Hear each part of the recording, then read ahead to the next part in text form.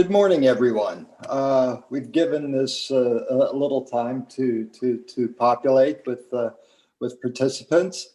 I'm pleased to welcome you to this event that is co-hosted by the Harriman Institute of Columbia University and the Polish Institute of Arts and Sciences of America.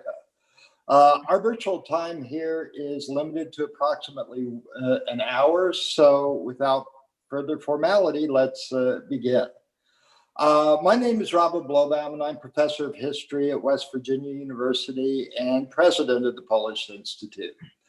Here I am the moderator of this conversation between our two main participants, Anna Frajlich and Ronald Meyer, about Anna's essays recently published in The Ghost of Shakespeare, which were edited by Ronald. For those of you who have yet to have the pleasure of reading this book, The Ghost of Shakespeare is an assembly of remarkable essays from over 3 decades on 20th century Polish poetry and Polish prose, Russian symbolism, Russian symbolist poetry, and the author's own autobiographical writings. As many of you know, Dr. Anna Frajlich retired a few years ago as a senior lecturer of Polish language and literature at Columbia University.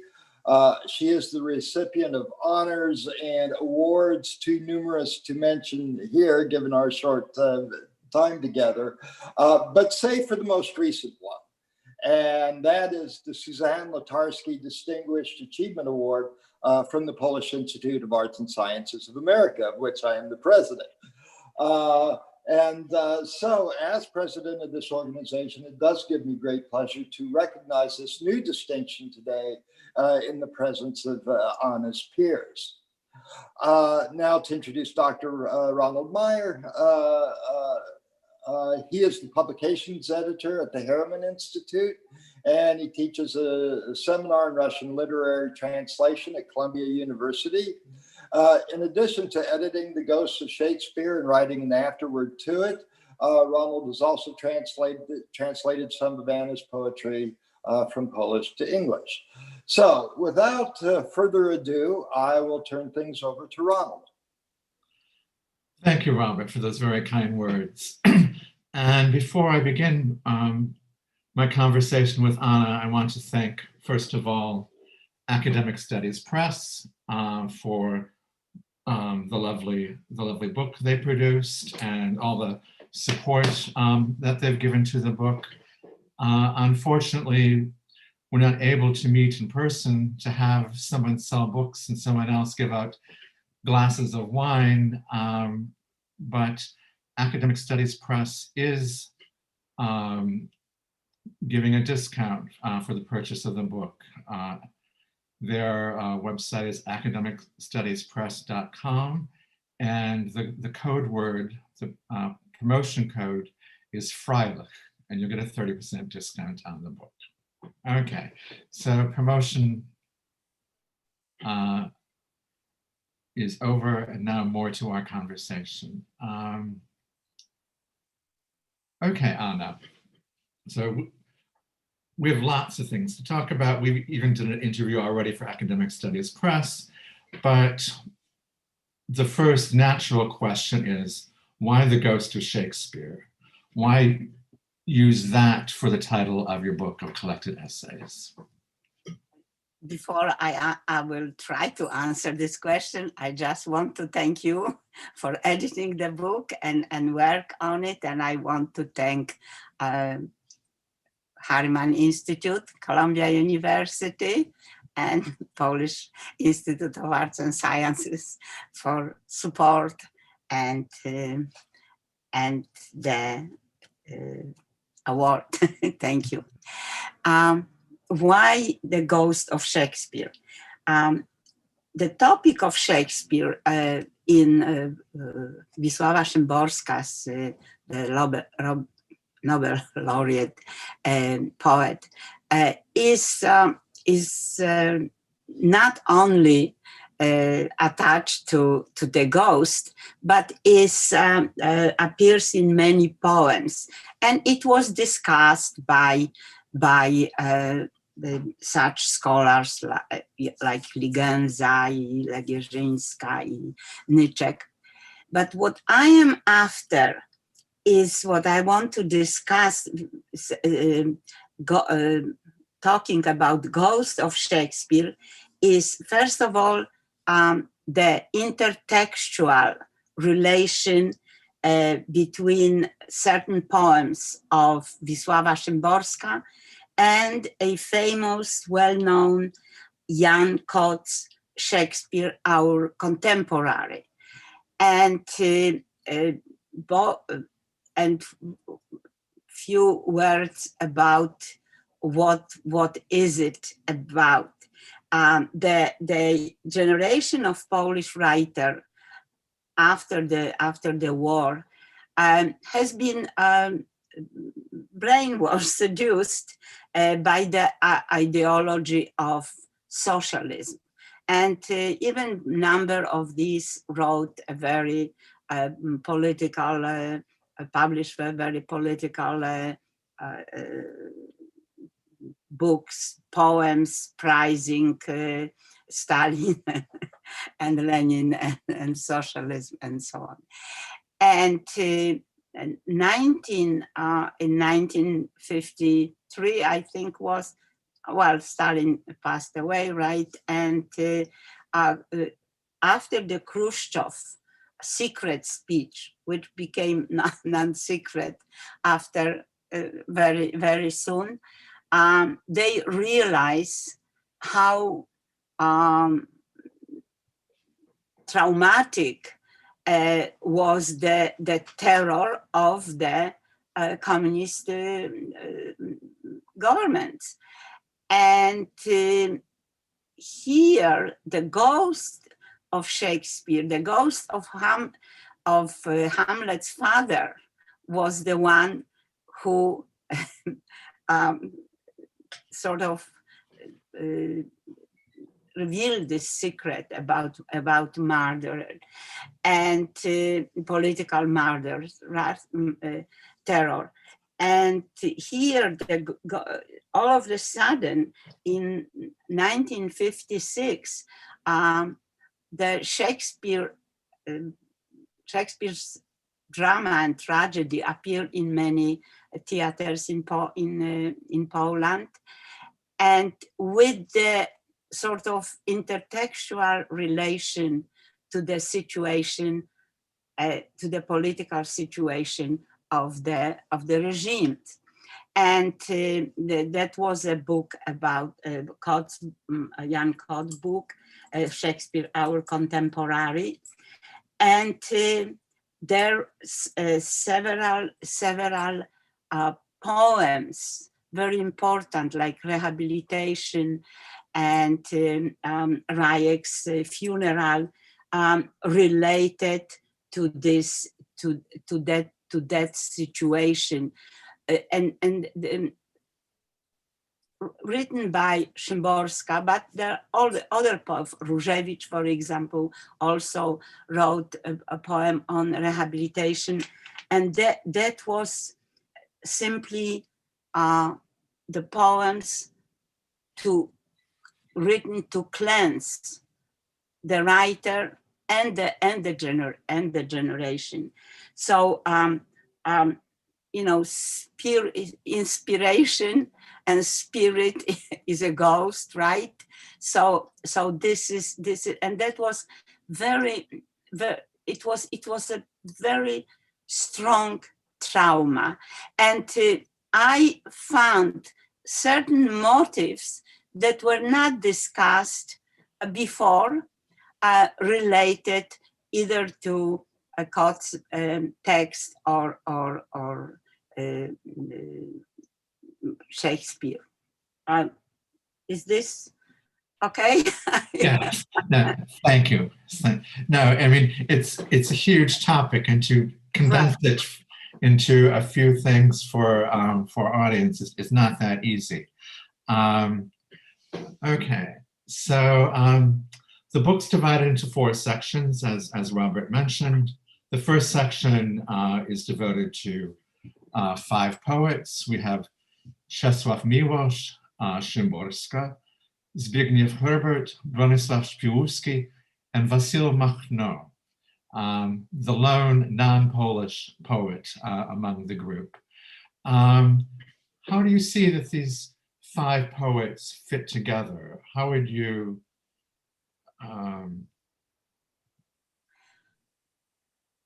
generalize about this group and what they meant?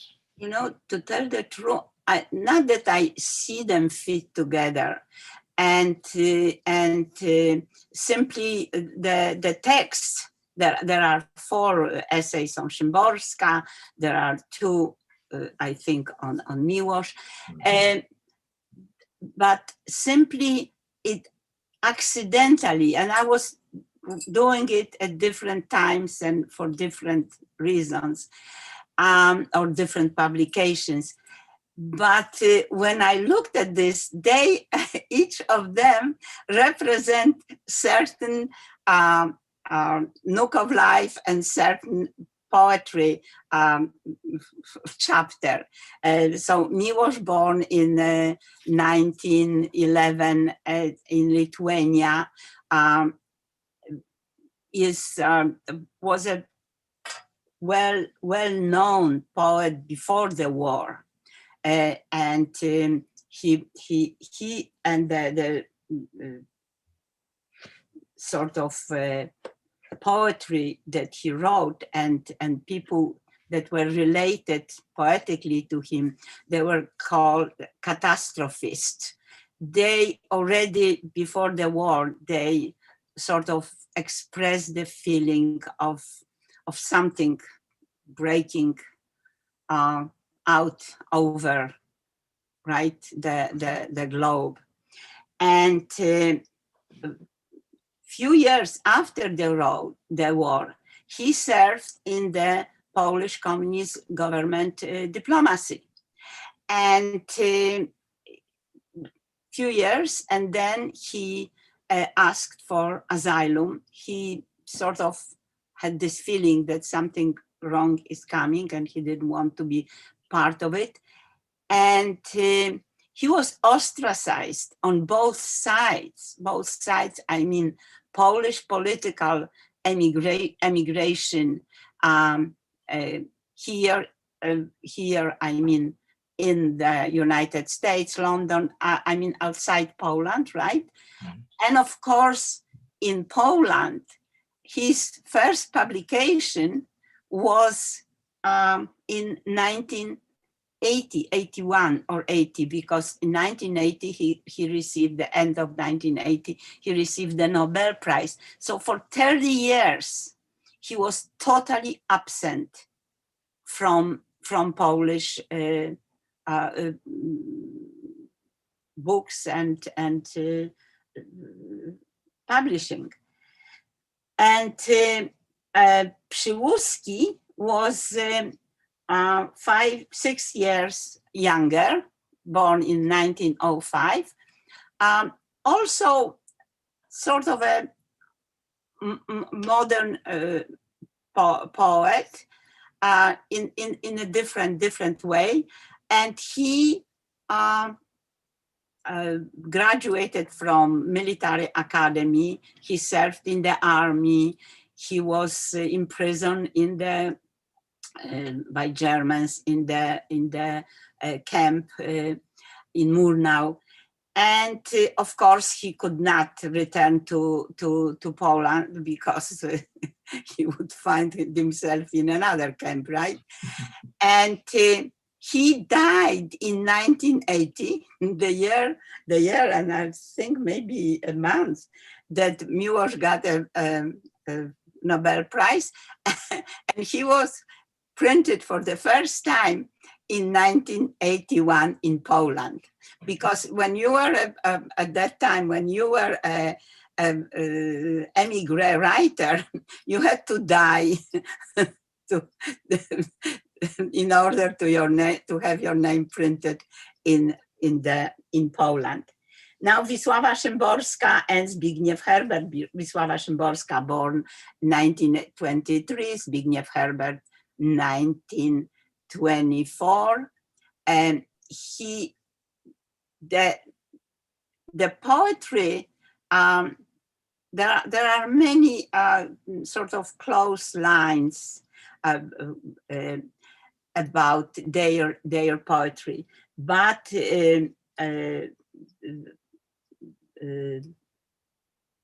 Herbert had totally different approach. He never he was independent. He never belonged to a political party, and they say that he sort of translated philosophical language into poetic language, and he very fascinating poet. And also in his poetry we meet Shakespearean motifs. For example, Fortinbras, right? Very important figure in. So there are the same generation, poetics sometimes similar, and different approach to especially to the political situation. And recently there was published a correspondence between Wisława Szymborska and Zbigniew Herbert. Fascinating correspondence. Now, if we're talking about Ukrainian poet Vasil Mcnaught, born in 1964, he represents, first of all, he represents Ukrainian literature, but he's very open to a Polish literary tradition, to American, and he came to the United States on his own volition. He is not a political emigre, and he's open to many points of view and many cultures. He tries to examine in his poetry and in his essays. He's trying to examine the point of view. Also, he joins the classical with avant-garde and open culture. And as some people say, he is fascinated by the Brooklyn Bridge. I think it is Brooklyn Bridge. Yes, and he throws the bridge over the ocean as far as tradition of culture. So that these are the poets. So it was accidental that I was either asked or something to write about, but they each represents something different. So this is fascinating. Right. Thank you. No, and I might add for people in the audience, as Anna said, many of these arose out of different situations, conferences, invitations, and that two of the poets, the two Nobel laureates, Right. Anna knew personally, and so she also has personal reminiscence of them, which are wonderfully moving and informative at the same time. So to move on to the second section in prose, again, there's no one current or one author, but one of the Michał Haramansky in his novel Jealousy in Medicine. Again, you make a Shakespearean discovery in this novel. Do you want to tell us about that? Yes, I do because I'm proud of it. So the title is is Jealousy and Medicine. I was teaching it in my course on bestsellers of the Polish prose, and it was real bestseller before the war, and the film was made.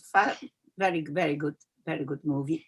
And when I read it, I wanted to talk to students about. I wanted to see what is the archetype, classic text on jealousy, right? But jealousy and medicine. What's jealousy? Where is it?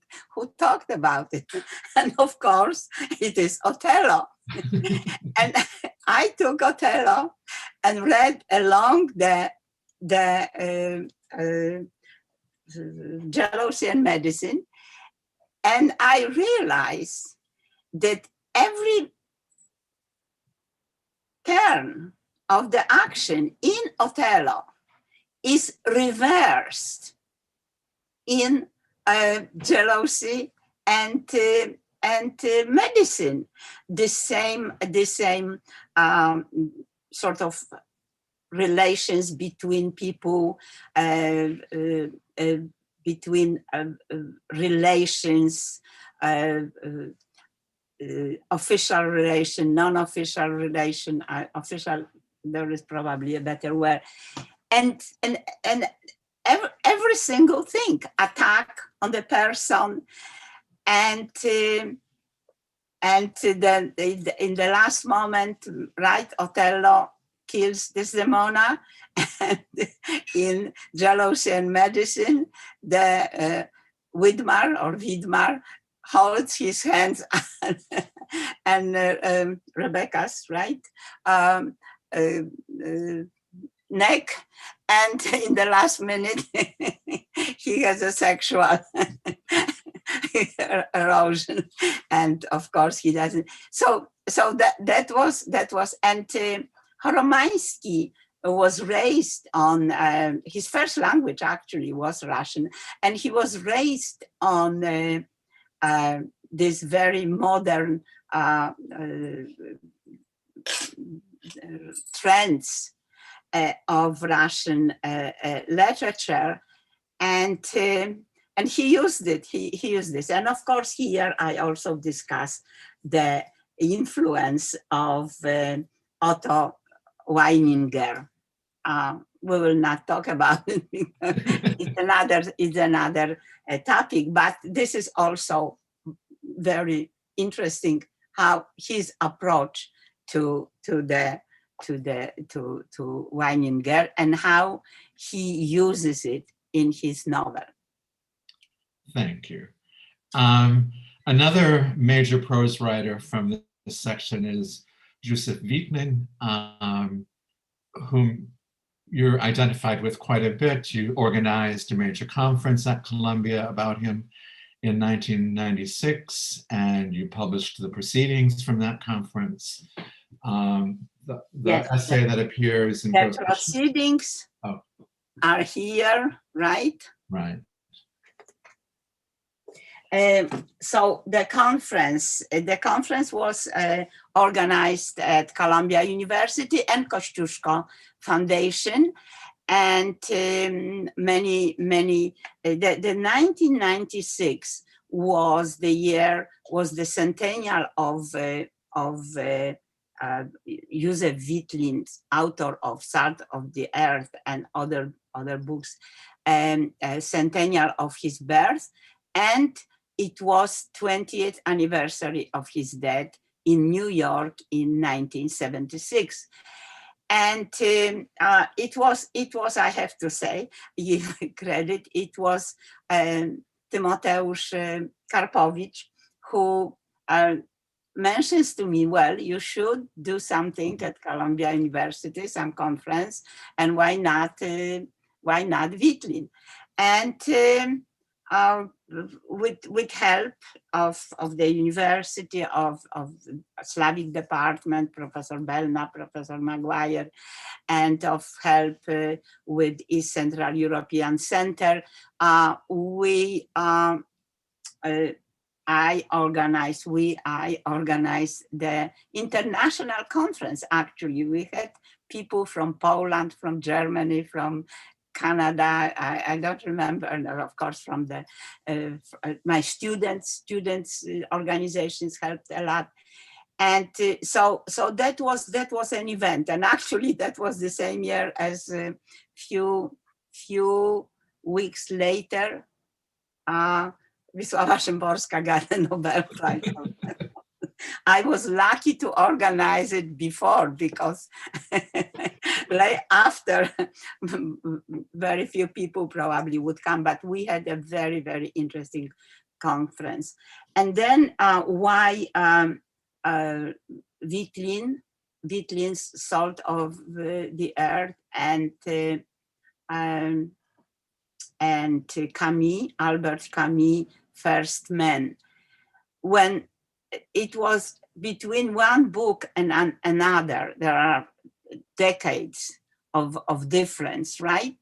Right. But both books are about two young men, one born in Ukraine, another in Algeria. And I'm going to cry in a moment. Two young men who didn't know what is happening, why they are called to army. They are on both sides of the front line, right? And we don't know what happened to Piotr Niewiadomski of Salt of the Earth, but we know that Camus' father, Henry Cormery, was killed. And when I was reading these two books, I mean, when I was reading Camus, because I knew already years before Salt of the Earth, I suddenly realized that there is the same fate and the same sort of step of these years to just before the war and the beginning of the war. And it is heartbreaking. It is shocking. I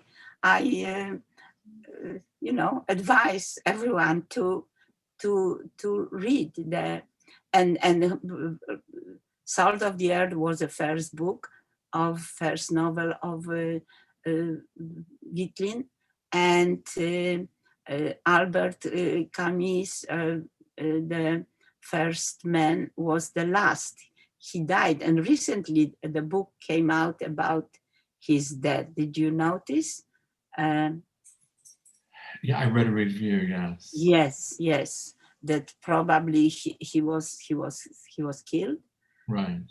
So, but the Camus and Wittlin's book, I think they talk to each other. I think the protagonists talk to each other, and even though they speak different languages, they say the same thing. If I remember correctly, when Camus died, they found with him the unfinished manuscript of First Man. Right. Because that was his father. Right. No, it's a very sad story.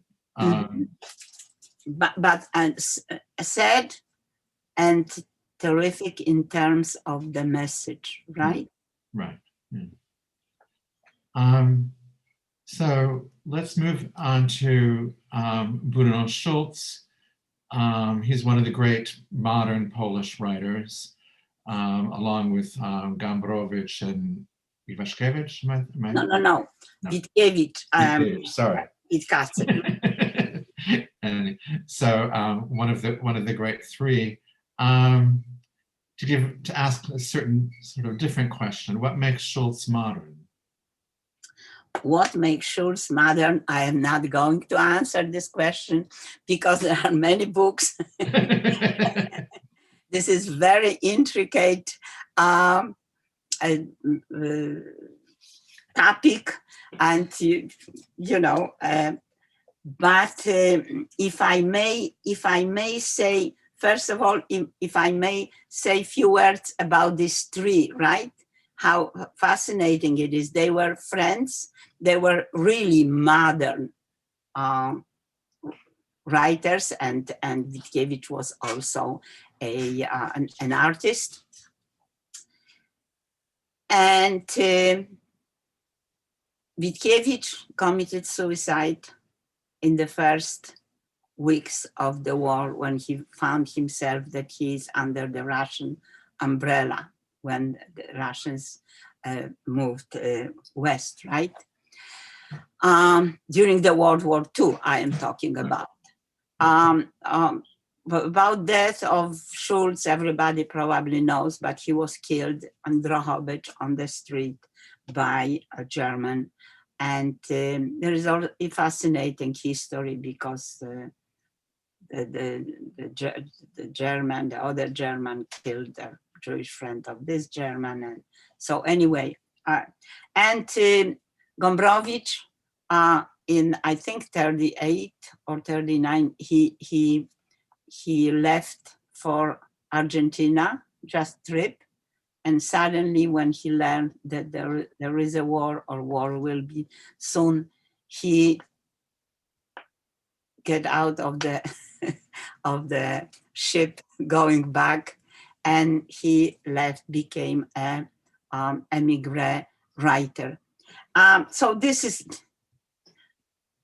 and why I'll tell you about modern, okay? But I will not answer your question why Schultz was modern, because okay. this is a whole course. but I found the anecdote of the great scholar and theoretician Roman Jakobson. He once wrote that in the 18th century novel, when the protagonist goes on the street and he meets a person, passerby, this passerby is needed for the plot. In the 19th century novel, the first passerby is not needed for the plot, only the second is needed for the plot. And what I think about modern novel, there is none passerby is needed for the plot, because there is no plot.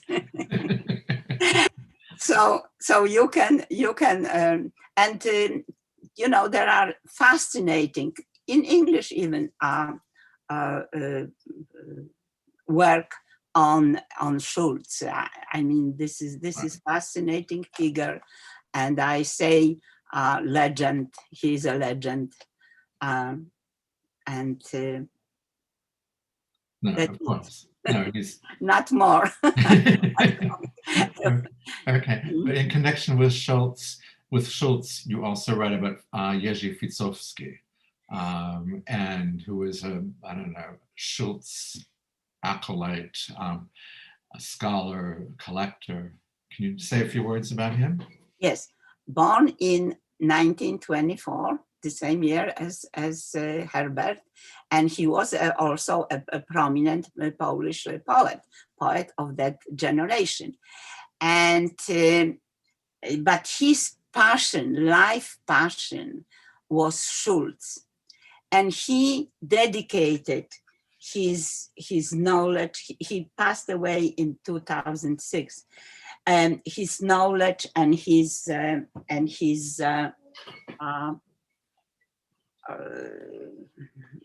whole, I mean, decades of life of finding the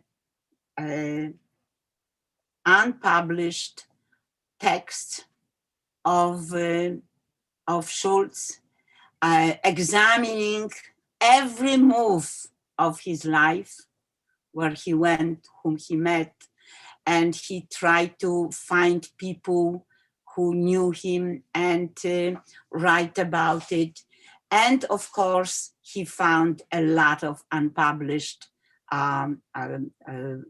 his art, graphic of and he published several books on Schultz. So we owe him a lot, and I had the pleasure and honor to meet him. And when I first visited him or them, him and his wife, he showed me certain of his archive, and I even have 2 photos. I photographed him with the albums of Schultz's.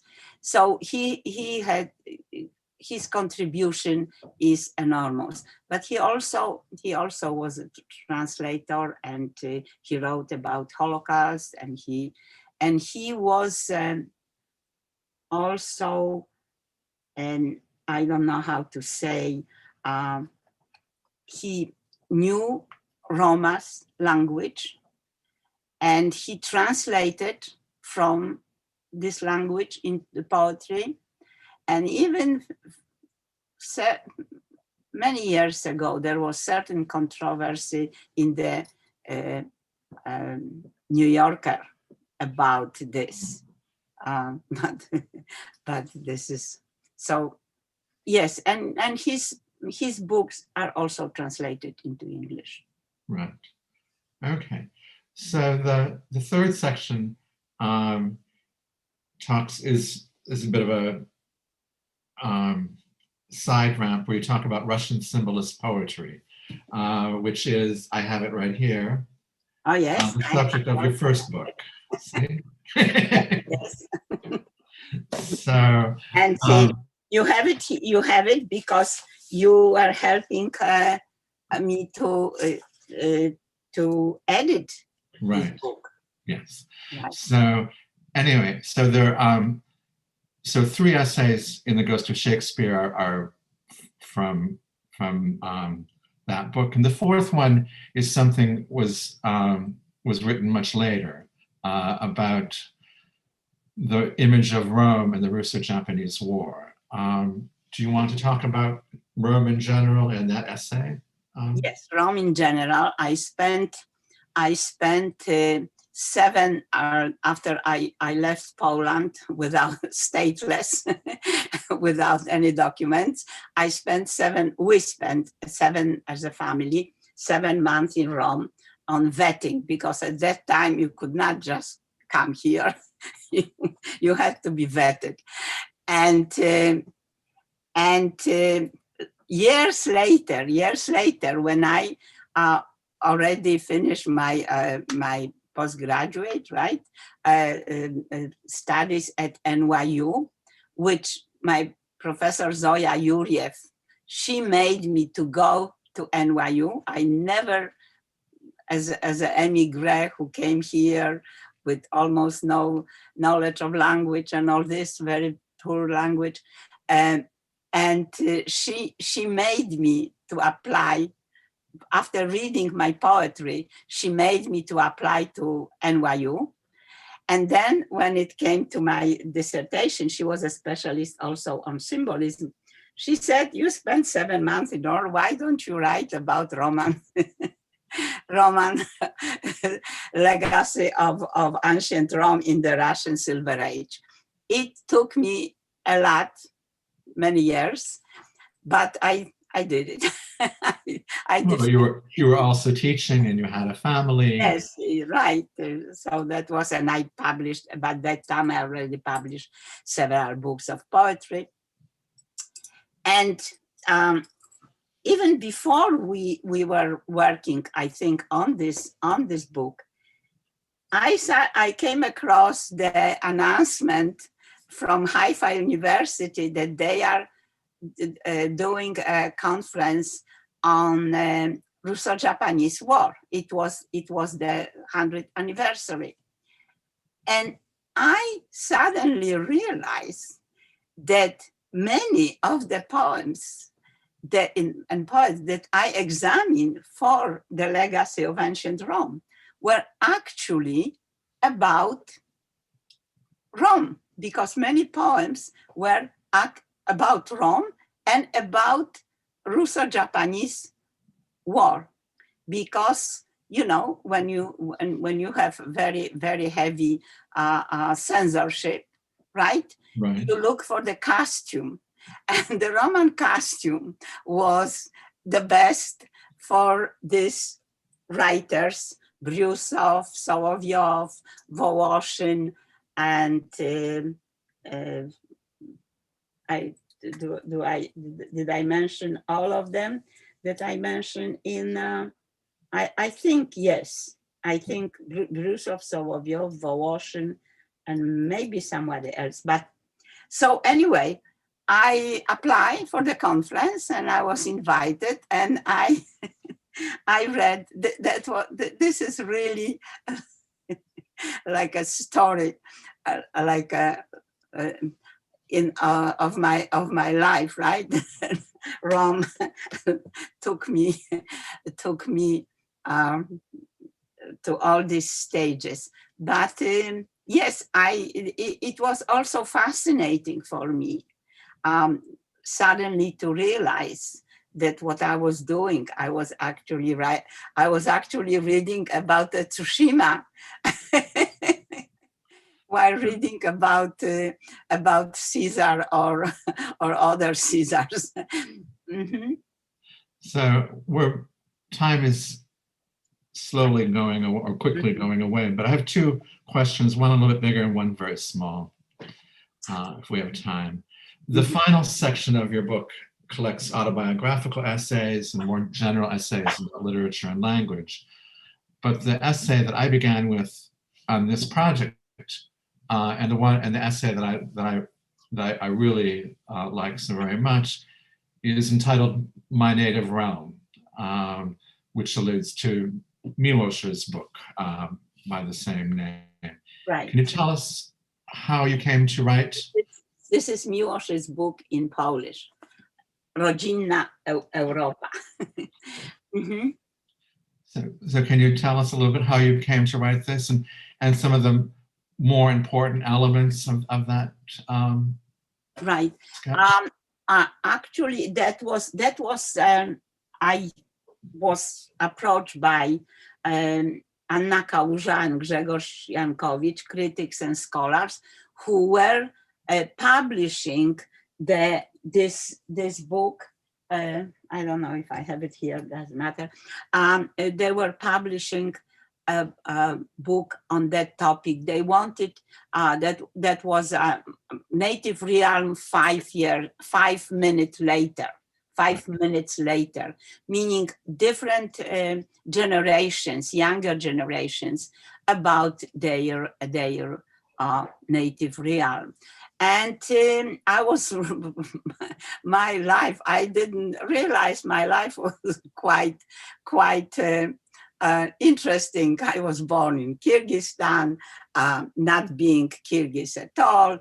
I was raised in Szczecin and raised totally brainwashed, right, on political side, all my generation. And then at certain point, I had to leave Poland in the end of '69. And my parents came from Lviv, Lemberg. And it was my exile, my emigration was a very traumatic experience for me. It turned out quite well, thanks maybe to people I met, like Stefania Kosowska of Wiadomości londyńskie and Zoya Juriev, and I thought my life has ended and my life only started. But what came to me is that I realized that my parents' life was actually exile through the entire time. They were generation born between two wars, right? After the war, they survived. We are Jewish, family. After we all survived Kyrgyzstan and Ural, we came to a town. They could never return to town. They were born. They remember their families. My father's family was all murdered. My mother's big side of family, and so that was, and it's not. And then in their 60s, they had to leave Poland, and they had to, and I will not even say rebuild, because there was nothing to rebuild. They had to build, few times they had to build their life from the start. And I say over there, because when we were going to Poland from Russia, I always heard, there was long trip. I was a child, 4-year-old, I think. We're going to Poland, we're going to Poland, we're going to Poland. So finally we landed in Szczecin, which was a town, German town before the war and so on. And, even until, 50 something, they still didn't know where Szczecin will go. So anyway, so we came from Ural, from, one little room with the wooden walls. I came to Szczecin, and there were tapeta, how do you say? Wallpaper? Wallpaper, right, wallpaper. And with the flowers. And so for me, it was a miracle. And I was running from wall to wall and say, Polska, Polska, right? Mm-hmm. And my father came and said, it is not Poland, it is Szczecin. And I still remember the voice and everything. But, in a certain time, Szczecin became Poland for us. And I got an education over there and so on. So that was, but I realized only here, only in the United States, that my parents' life was actually exiled throughout their life. Okay, and no, I remember reading that at the very beginning about the wallpaper and Polska. Right. Polska. No, and in general, I should say that last section of the Ghost of Shakespeare has some wonderful things from all different aspects of Anna's life and career. There's an essay talking about March 1968 and the Jewish or the anti-Semitic campaign that forced Anna and then eventually her parents into exile and into America. For those non-Polonists who are watching or might wonder why she had to leave Poland. And one more question is, can you tell us about the artist of this very attractive cover? The artist is Jan Capusta. Jan Capusta is a very prominent artist. He lived here in the United States throughout the stan wojenny, from 1981, and then he left United States back to Poland in 2019.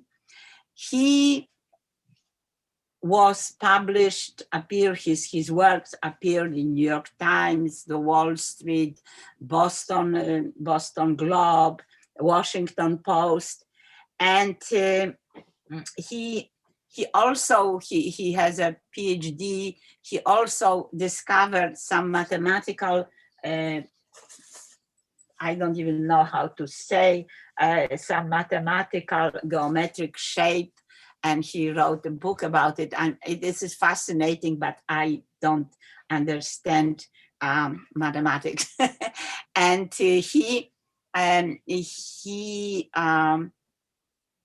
yeah, I met him in the 80s here, and we were friends. And he even made a cover to my Polish collection of stories, Laboratorium, which you translated, as I understand. And this is, and he is really a very, very good artist. And when everybody admires this, how he puts, you know, the ghost. And actually here on this page, everybody is the ghost already, right? But this is terrific. Yes. And I was very happy that he could do it. He already was in Poland. Right. No, we were very lucky that well, first of all, that you knew him and could approach him, and that he very quickly responded and you know, sent just absolutely perfect artwork for the book. Right. So I'm just so grateful to him for that. So Robert, are there any questions, or should we continue? Or well, let's maybe allow some questions to come in. Again, to explain that there is a Q&A tab on Zoom that you can send questions for Anna and Ron. In the meantime, while you're perhaps thinking of one to send, let me just ask one of my own. And that is, I just want to say that having read this book, it's one that is full of insights, but also some wonderful anecdotes. And there's one I guess I was more curious about. On a couple of occasions in the Chamborska essays, you referred to the famous Chamborska Raffle. What made it famous? Famous Chamborska what? Raffle. Oh. After dinner. Yes. Chamborska, when she was at her parties, she always had. She bought a very, very how to say ugly piece. Kitschy. You know what kitsch is? Ugly pieces. And people and we drew the numbers, and whoever won got something. I don't know if I have here, but very, very something very, very cheap, kitschy things. How is kitsch in the same kitsch? The same kitsch. Yes. So that was always very entertaining, because there was always at the end, we all knew, and people were coming back with this thing. I still have some, but not here, not in this room. But that was the raffle. Okay, thank you. We did receive something from Alison Catherine Carls. Says great conversation, very moving, but there's no question attached to it. I have more. I can ask a couple more while we wait. So Anna, we talked about the very different projects that we've worked on together. I was wondering if you'd want to mention or tell about the story of how we met and who was the person who brought us together. Yes. It was Robert Mcguire, Professor Robert Mcguire, who was a professor of Russian literature, but he was very, very fond Polish literature. His father was Scottish. Am I Irish, I think. Mhm. Irish, Irish, I sorry. think. Irish, right? And his father had some very warm feelings toward them because his father fought in the World War II, right? And he met some Polish army men or something. So when Mcguire was studying Russian, he also studied Polish, right? And he published several 2 or 3 books, right? He translated with his co-translator. I don't remember the name. Kryński, right? Kryński. I'm sorry, I didn't remember. And when I was looking for someone to edit my dissertations, chapters, and he introduced us to each other, right? And that was and he was such an incredible man, right? Definitely. He was yes, and he was a very good chair of and I, of course, I always, I came here, immigrant and all this, but he even translated some of my poems, and he was so open to people, and a great scholar, and and we always remember him. We eat something every time we meet, right? That he liked, the crab meat salad that you remember from Russia. Yes. Yeah. No, I should also mention that Robert Mcguire, I think he translated one of the first books, if not the first book, of Chamborska's poetry in English. Mm-hmm. And he was also Manfred Kriedel's student, and Manfred Kriedel, who was connected with Miłosz and many other people. So it wasn't just a passing fancy that he had read a few poems or something. He was really very dedicated. Absolutely, absolutely right.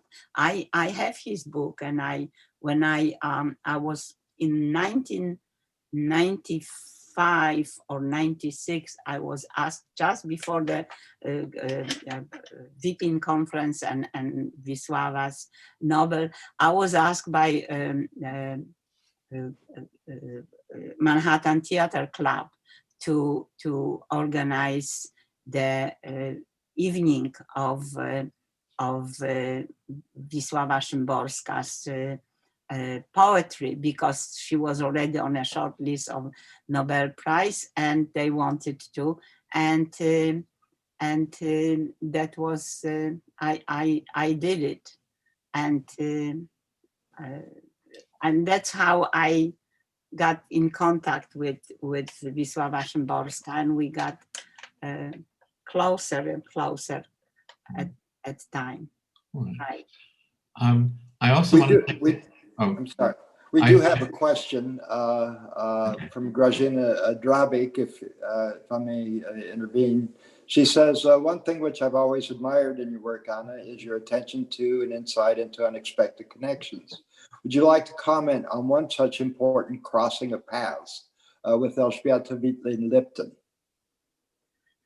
Oh, yes, that was Elżbieta Lipton-Witlin is a daughter of Józef Witlin.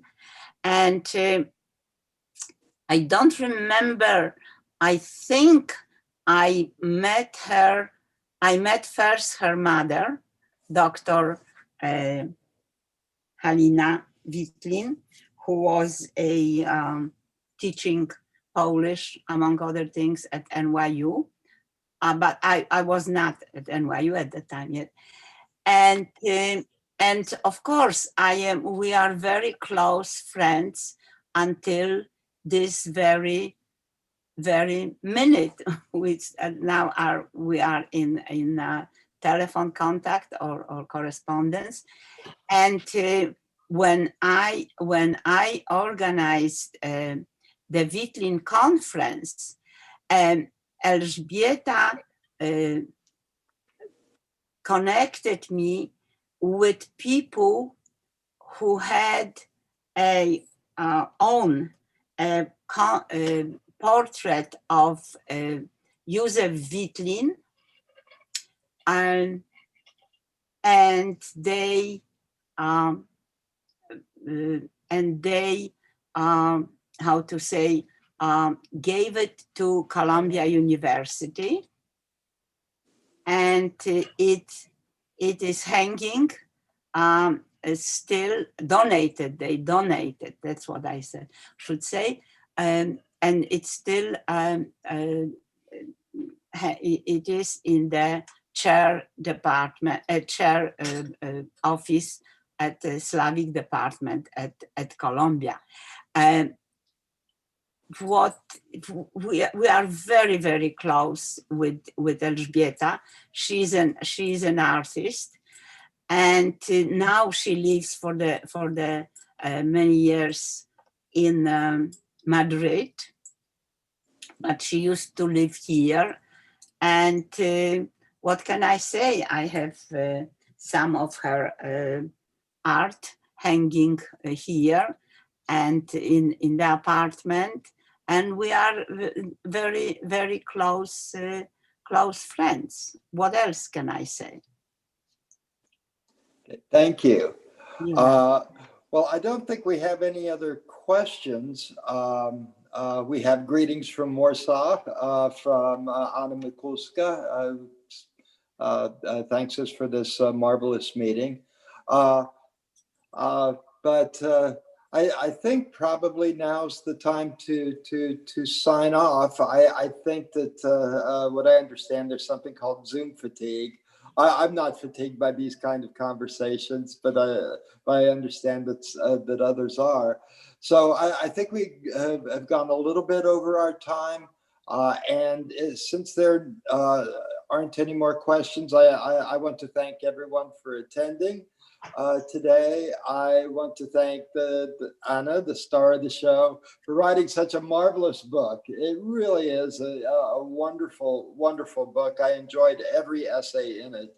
Thank you for reading it. And I want to thank Ron for bringing to the public Anna's work. This is very important work, Ron, and I'm glad to have this book in my hands under your capable editorship, and I appreciated your afterward as well. Thank you. Thank you very much. Thank you, and thank you for the award. I'm very proud. Yes. Voted on by your peers. So thank you very much, both of you, and have a good afternoon, everyone, or evening, wherever you may be. Right. Bye-bye. Bye-bye. Bye-bye.